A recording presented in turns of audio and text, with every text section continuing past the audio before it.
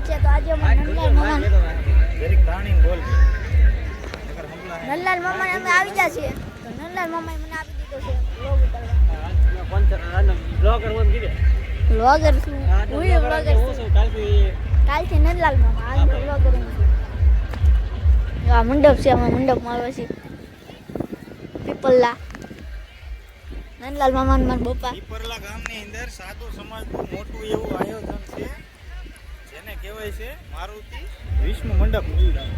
મારુતિ વિષ્ણુ મંડપ બહુ મસ્ત આયોજન છે. આને બધાય એક જગ્યાએ રખાય.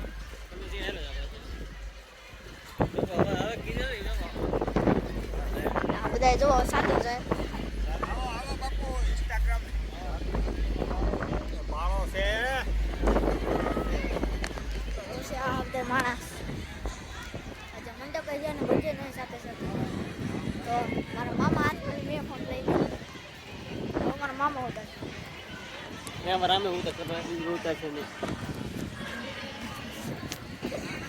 શું કેવું છે બધાયનું? આ ધર્મસભા છે અને ધર્મસભા આ જે આપણી પાછળ દેખાય છે એ છે મારુતિ વિષ્ણુ મંડપ. અમારા સાધુ સમાજનું ગૌરવ.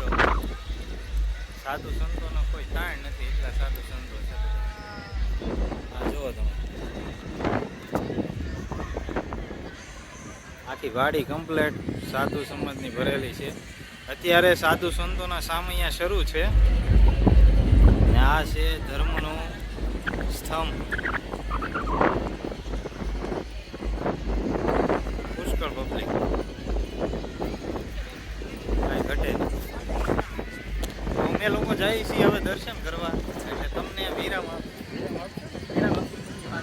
કાલથી આ ભાઈ બ્લોગ બનાવે છે. અમે તમને ક્યાંક ક્યાંક સોશિયલ મીડિયામાં બતાતા હશું.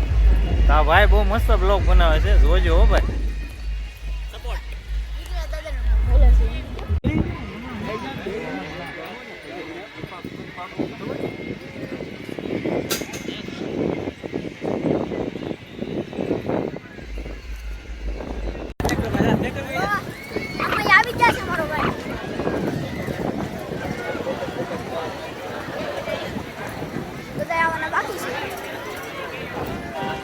દો બધા ભાઈઓ છે.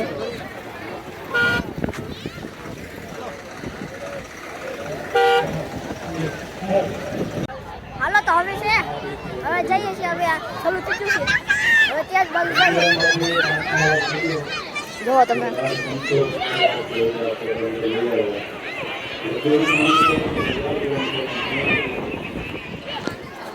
આવી ગયો છે.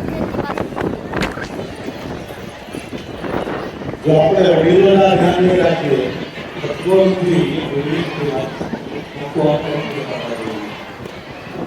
જો આપણે કાળજી નહીં લઈએ તો આનું અસ્તિત્વ નથી. આ જે આપણે મહાત્મા કહેતા છે આપણે કહી કે માનવકાલીન જ્યારે આની સ્થાપના થઈ પછી કોઈ જવાબદારી ન બોલે તો સાધુ હવે આવી ગયા છે ત્યાંની બાજુમાં. કે અમે આને પૃથ્વી ઉપર ઘરે ઘરે કરીશું. આપણા વડીલો આપણે દીવામાં વ્યવસાય કહેવાય. જ્યાં સુધી આપણે વડીલો આ જવાબદારી નહીં લઈએ તો હું માનું છું કે આપણે આવતા